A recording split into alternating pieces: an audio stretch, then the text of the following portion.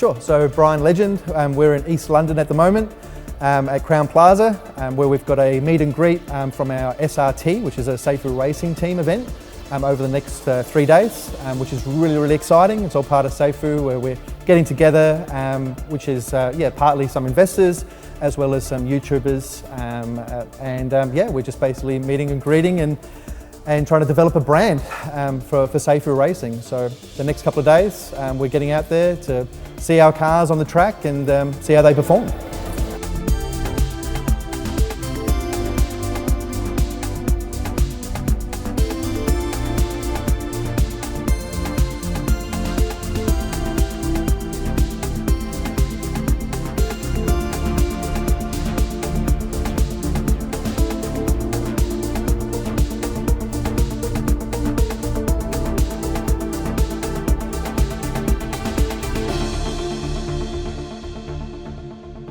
What I ended up doing was one day I was just like anybody else in cryptocurrency. I've been rugged, I've been taken advantage of, scammed, the whole 9 yards. It's a very bad industry to be in when it comes to that kind of stuff.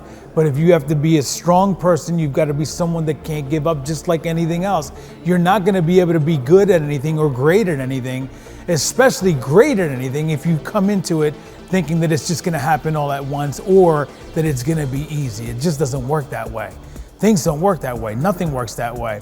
And so one day I'm continuing on my quest. I'm not looking for something that's gonna just happen overnight, but I just need something that's gonna be the beginning. Something that's gonna be like, at least give me some hope. And I'm about to watch something else. It's just there. And I see underneath this video a suggestion by YouTube. And it's Bryan Legend with his first doxing video. Crazy looking. And I'm like, what is this? And I click on that, I watched Bryan, and after that moment and his video of his first video where he came out and said, this is everybody, I'm not trying to scam anybody, look at me, this is my ID. It was over. For me, I fell in love with him. I was like, this is it. This guy is the real deal. The passion that he has for whatever he's talking about. I don't even know what it is. I just love him because I think that he's the real deal and there's nobody else like him. And I went for it head first, and to me, it's the reason. You've got to have a lot of passion to be able to be successful at something. And I think Bryan brings that, and his absolute determination for this to be as great as it can be, and as great as just about anything can be. It's just minus someone like Bryan. That's the reason why it doesn't get there, but we have Bryan Legend. I guess in crypto, and especially in the DeFi space, there's so many projects and they promise all these amazing things, but we have no idea who's behind them. They become big and the person runs away. With Safuu, what makes it different, besides everything they're doing with the marketing and the lifestyle and the branding around it, is the CEO, Bryan Legend, is there. Before the project launch, he was doing an AMA like every single day, out there non-stop. And everyone knows who he is. He showed his license on an AMA live. Who does that?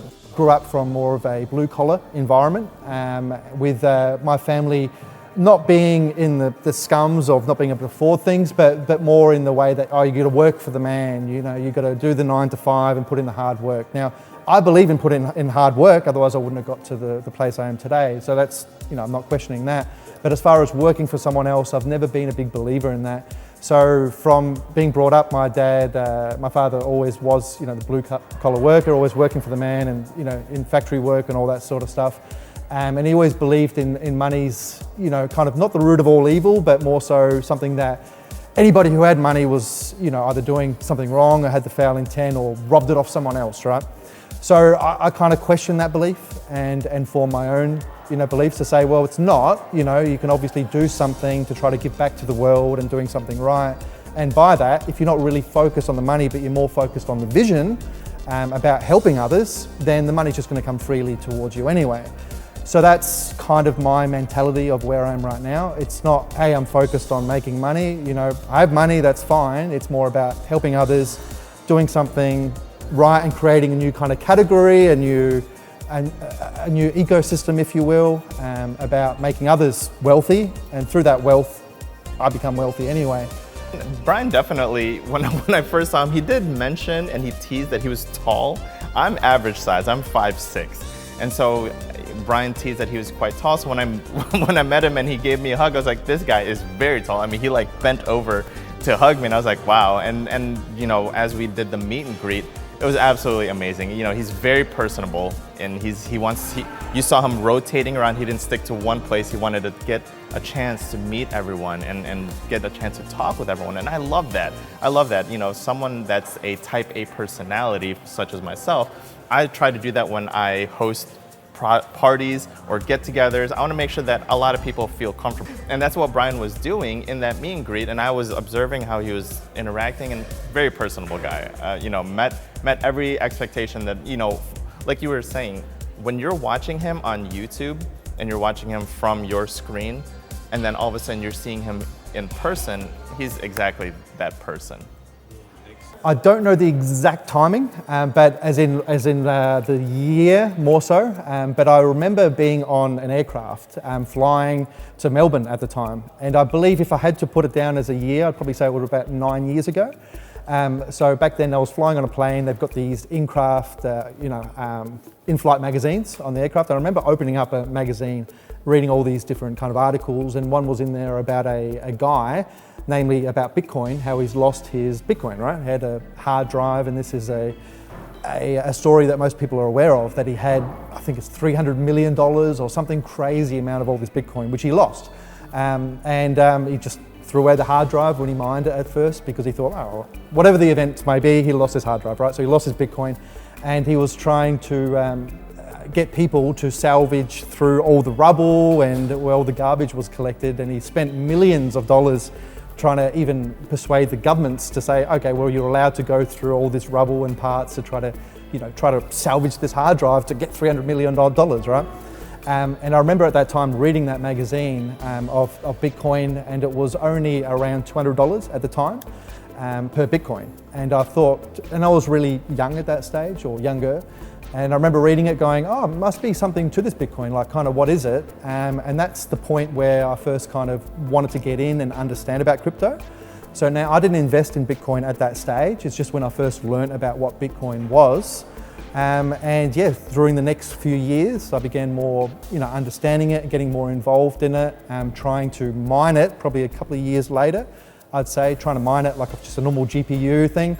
And I kind of lost sight of it a little bit, meaning that I tried to mine it, and as well as I understood it, I just kind of more focused on other things, I think, at that stage. But I kind of found myself getting back into it again, probably a year later. So that would be maybe 7 years ago now, something like that. Yeah, and that's what got me into crypto. And now we're into the whole DeFi age, decentralized finance. So it's obviously pivoted from, hey, just Bitcoin, to then Ethereum came on board and gave us opportunities of other blockchains, and now DeFi. And that's where I am today, within DeFi. So as far as a point, it was on that aircraft reading an in-flight magazine about Bitcoin. That's where it all started for me. Yeah, so the first time I actually heard about crypto was when people were telling me that Bitcoin was going from like $10,000 to $20,000. And at my stage, I was super reluctant about it. I didn't know anything about it. And so I was like, wow, I definitely missed that boat. And so when I heard about Dogecoin, I wanted to invest in something that was lighthearted. It wasn't so serious. It got my foot in the door. And so I just invested in a Dogecoin at like 2 or 3 cents. And then obviously it had that run up to 90 cents. And I was like, this is the craziest thing I have ever seen in my life.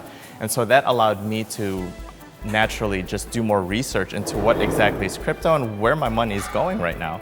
And then eventually it led me into other buy and hold projects that I kind of loved. And I was like, this is amazing. I love this space. I love this. I love what crypto stands for and where it's going. And then what ended up happening was I found another space in DeFi that I didn't even know existed. It was like a world within a world, which is, of course, the passive income plays. And my general idea of crypto at the time was buy and hold. You find a project that you really, really love, like Dogecoin or SafeMoon or Shiba or something like that, and then you wait for it to eventually moon and go parabolic. I thought that's exactly what crypto was. And then you got introduced to a whole nother space, which is, of course, where Safuu lands and other projects like StrongBlock, where it's passive income. It puts your money to work right away. And I was like, this is absolutely crazy. I didn't know that this part of crypto existed. And that's where I just absolutely fell in love with crypto, where I can put my money into something and then see it go immediately to work, and then I can take this magic internet money and use it in the real day world.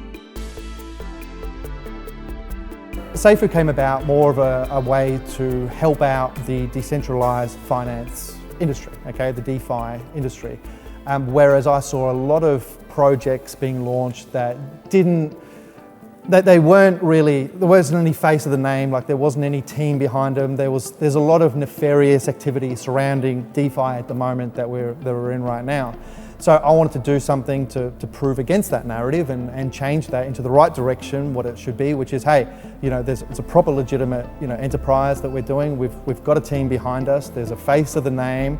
We're proving ourselves. We're doing the right thing, and we're making millionaires while we're at it. So as far as DeFi goes, that's the reason why I wanted to develop Safuu, is to try to replace, I suppose, the need for a central banking system, which is fiat, replace it with a way that you could have an opportunity, I suppose, to invest and hold your wealth into a decentralized asset that actually gave you a much larger return that any banking institution would be able to offer you, whether that's 1% or 2% per annum, whatever it is, it's not any more than that anyway.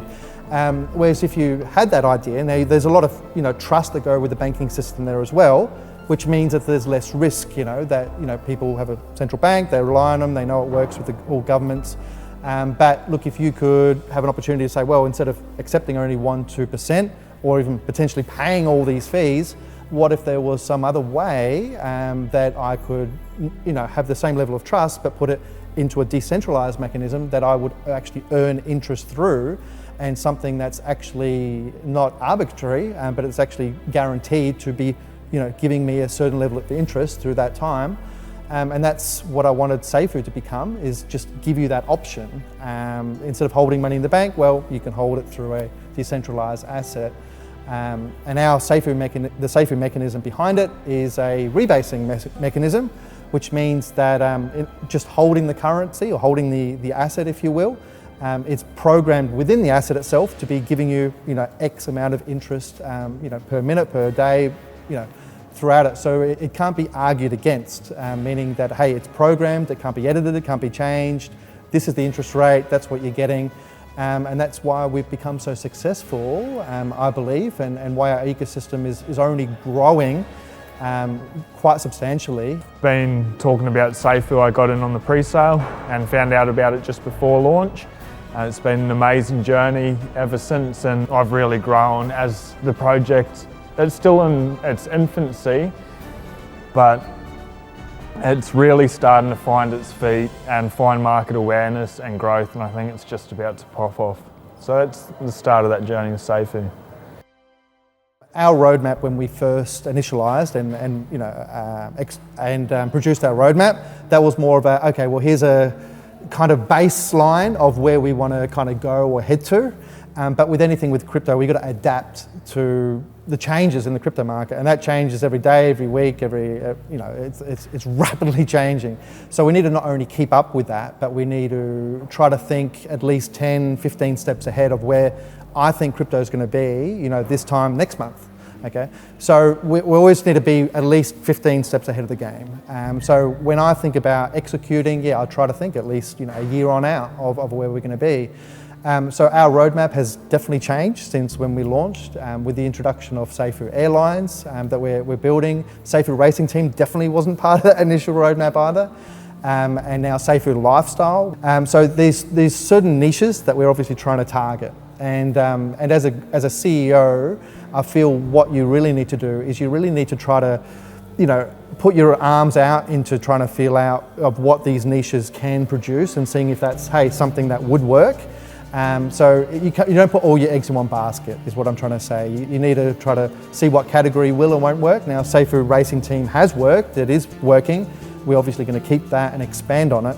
Same way with Safuu Airlines and then Safuu Lifestyle. It's about getting into different, niches, and yeah, trying to put, all your effort into that. Out of everything that Bryan has announced, which is Safuu Racing, Safuu Air, he's talking about Safuu Lifestyle.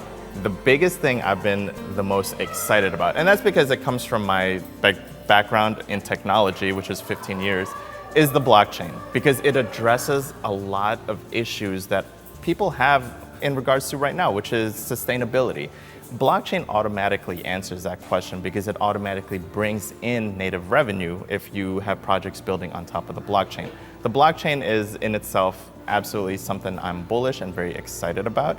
And as someone that's as nerdy and geeky and techie as I am, blockchain is the language that I resonate with. So when Bryan teased blockchain, and even more exciting, when he said blockchain 2024, I was like, okay, that's cool. We're still a little ways away from that. I'll accept it. But when he fast forwarded that to 2023, that just changed a lot for me. I'm like, okay, now it's within a year's time, and I understand what it takes to build a blockchain. You're pretty much building a whole planet and an ecosystem for a decentralized ledger.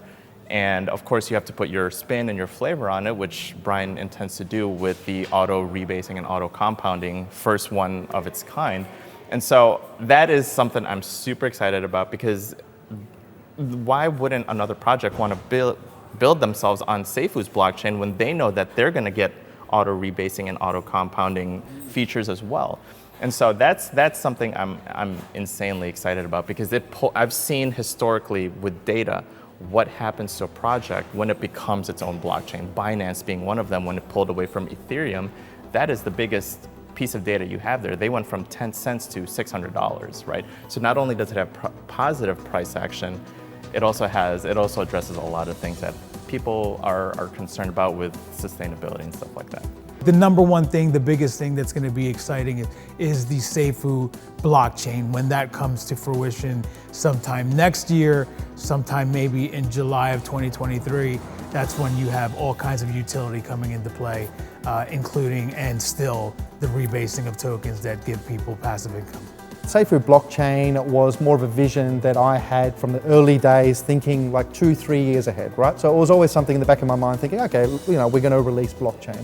But it's something that we've fast forwarded very quickly because I see it as more of a necessity to be able to deliver on the utility metric, to give the underlying asset, which in this case is Safuu, yes, more utility and more worth, right? And the more that it can be utilized in whatever way it can, the more value is going to be tied to it, and the more people are going to want to be part of that, especially if there's an ecosystem and things around which is in real world that we can tie that in with, right? So it's a huge, huge picture there.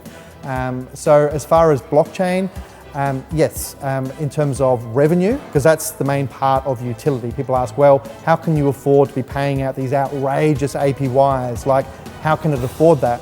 So the blockchain allows us to be able to deliver on that through revenue, which is, if you know about blockchain, how it works is there's gas fees. So for every transaction you need to spend, yes, there's a cost of that transaction that you need to pay to the blockchain that you're on.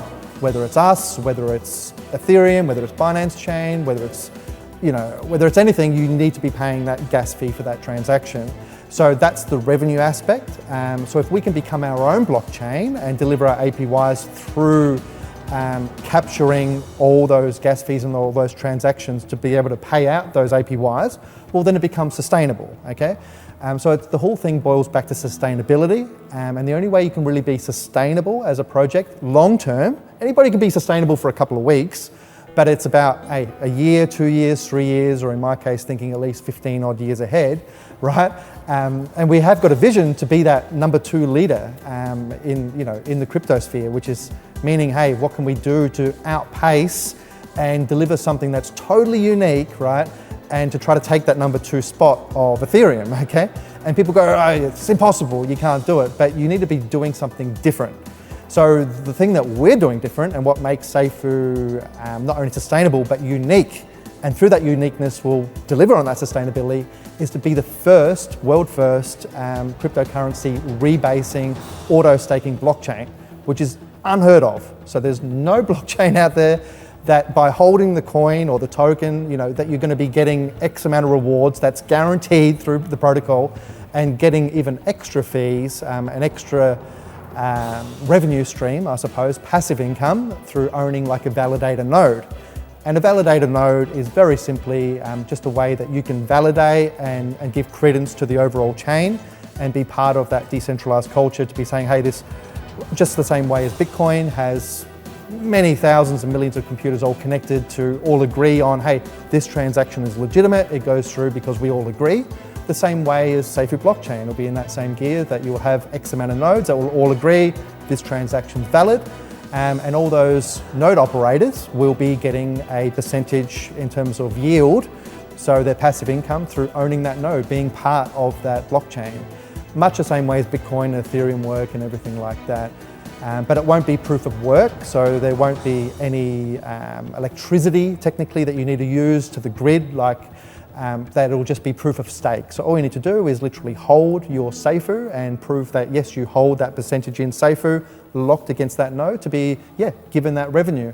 So not only will node operators be given that revenue, then we as a company will be giving it revenue, and yes, we'll be using it more of rewards to be issuing all these rebasing amounts to everyone on the blockchain, and then using obviously part of those funds for marketing events and that real world value we just spoke about, and just keep on building it bigger and bigger and bigger until we're hopefully the biggest player. So everything comes with time, and it's little steps. That's all that we're doing right now, taking little steps, and eventually those steps will become bigger leaps that we need to go into bigger directions. So there's big plans, big plans. When you launch a blockchain, I think the most important thing for launching any project is the community behind it, okay? So what we're doing versus any other blockchain that's out there is any other blockchain has kind of come out with their blockchain ahead of even having a community behind it. They've raised capital venture, they've raised millions of dollars and saying, okay, well, here's our vision, here's our roadmap, here's what we want to do. That's fine. We're going through it opposite, okay? And everything that I've done up to this point has been opposite of anyone else, and has proved to be obviously right on point, and we've gone to the stage because of that. So again, with the blockchain, we're doing it the opposite. So instead of raising all these funds, well, we don't need to. Let's do it in the most articulate and easiest way of getting the community first, the believers, the hardcore advocates, the people who have been from day one, part of it that again are creating awareness for everyone else to come on board. So by the time we release our blockchain, we would have already had that tight community, or the Safuu Army as we call it, to then grow and expand and encourage others to be part of that ecosystem. The Safuu Racing team is why we're here, which is obviously a very exciting sport. This is something that gathers and attracts hundreds of thousands of fans, and even millions, especially when you get into the bigger circuits where your NASCAR and Formula Ones are going to be. And that's something that Bryan has envisioned and has a plan for in the future also for this team, which is going to obviously give a lot of eyeballs on Safuu. So this weekend we'll be at Brands Hatch, so it's an action-packed weekend over Saturday and Sunday. So our guests are here to experience a race weekend. I remember my first race weekend, and it's a real electrifying atmosphere, and one that as a team that we want to really deliver. We're at Brands Hatch today, at the Brands Hatch Indy circuit layout. Sun is shining, having a fantastic day here, Safuu Racing. And to give you a bit of an idea of how today works, there's 2 free practice sessions, which one this morning, one just after lunch, and then we're heading into qualifying around 3:30 today. So the free practice sessions are exactly what it says on the tin, 30 minutes of free practice. This gives the drivers, Aaron and Nick, an opportunity to really dial in the car, get an understanding of the track itself, and also to play around with different setup changes and scrub tyres as well. So that was the format of this morning's meeting. and this afternoon's free practice, which has already passed. And like I say, very shortly we're going to be heading into qualifying, which is another half an hour session. And quite simply what that is, all the guys on track are aiming to get the fastest lap time that they possibly can get. So qualifying will basically give us the starting grid for tomorrow's 3 races. So the quickest lap out of all 28 drivers will be on pole position, and then it will go down from there essentially. Now, to give you a little bit of an idea of the cars from a technical standpoint, the British Touring Car Championship sees very tight regulation in terms of the technical aspects of the vehicle. So you will see different manufacturers and different shells and silhouettes on the cars. So Safuu Racing, we run the Cupra, and there's various other cars along the grid, Honda, BMW, Ford, to name a few, Vauxhall. But essentially all the cars themselves in terms of running gear, gearboxes, engine specifications, brakes, drive shafts, all of that is regulated, and they're all running the same running gear throughout. So what that does, that really encourages close racing in the British Touring Car Championship. And as you would have seen from today, the lap times are very, very close. So from quickest, from pole position right through to 28th, we'll see maybe just under a second. So I wouldn't be surprised when it gets to qualifying, we'll be seeing only a second between the quickest lap in pole position and essentially the last place car in 28th. I'll be very surprised if there's a difference of a second between all of the cars. Hey everybody, Darcy Donovan here, and we are in London right now with the Safuu team. We're doing Safuu Racing, watching it, the preliminaries, so I'm going to count that we make the championship. For those of you who have seen Anchorman in the film, the theaters, I can't even talk today. So I was the supporting actress with Will Ferrell, Paul Rudd, Christina Applegate.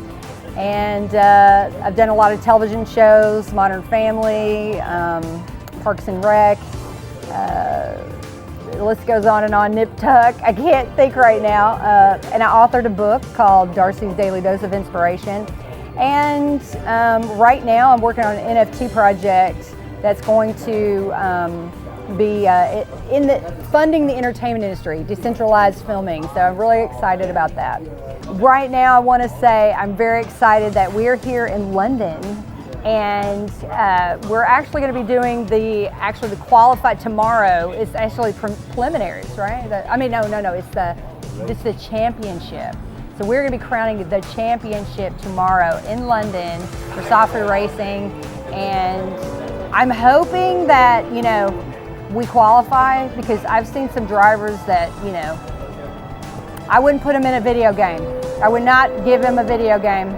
I hate to say it, but I really wanted to I really want to put on a racing suit and race today. That's what I saw today on some of the stuff. But other than that, I really think we got a good shot. As long as we don't burn up our brakes like we did earlier. I'm just joking. I'm joking. Okay, it's a joke.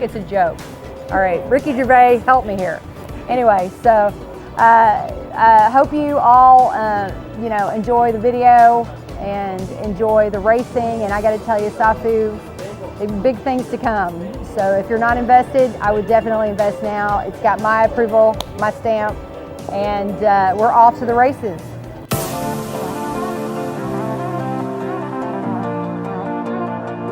To the first round, you're always that little bit nervous, a bit apprehensive. So to come out of the box knowing that the car, in my opinion, is well capable of being comfortably inside the top 10.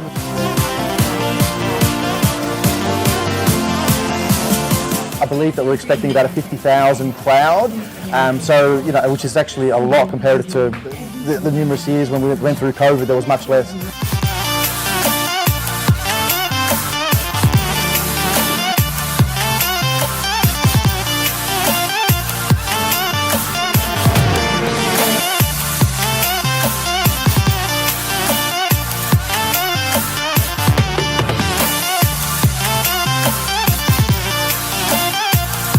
It is really surreal. It is fantastic. You know, everyone's dressed up in the Safuu gear, green shirts, rocking it.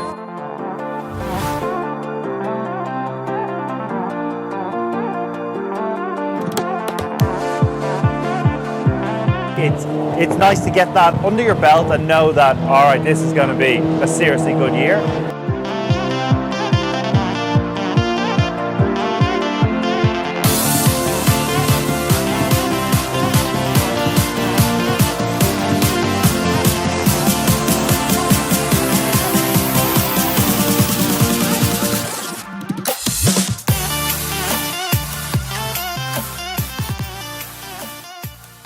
Yeah, so meeting Bryan for the first time was amazing. It's awesome to see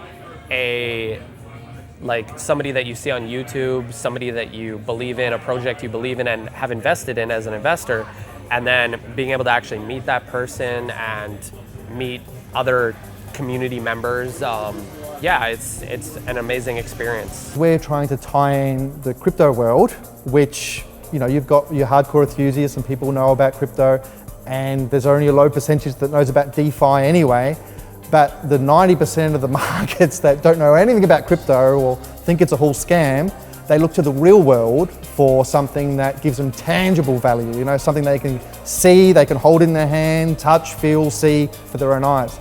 So that's why we're launching, hey, Safuu Racing Team. You know, we want to get out there in the public eye and yes, create that awareness and create the real world functionality and tie that in somehow within crypto so people see, okay, well, you know, it's something there that I can see, I can feel, I can touch and look on the screen and see a Safuu car, you know, driving across. So, hey, look, this thing must be legitimate. And the same thing if you take that up at least 20, 30 notches and go with a Safuu airline and they see an airline, well, no one's really going to question the airline itself. You know, it's there, it's flying. Hey, I can actually use my Safuu and purchase a flight and go somewhere with it. So there's value there, but the whole thing boils back to credibility and trust, which I mentioned earlier. So the more things you can offer in real world, the more people are definitely going to believe in not only the vision, but believe in that you're actually offering utility to further support the amount that Safuu is worth, right? So yeah, that's what it's all about. It's just tying in that real world solution. And I don't feel as though DeFi has done that. There's been no project that I've heard of that has actually tried to tie in real world. And Safuu, I firmly believe in, and what my vision is trying to tie in that real world. So I believe that we're the first ones doing that. So with anything, yeah, it's all trial and error. But I believe that we've done things on point so far and delivered on everything we've promised. So let's just make sure we can, you know, go with the flow and you know, deliver on all of our executions is what we've already done.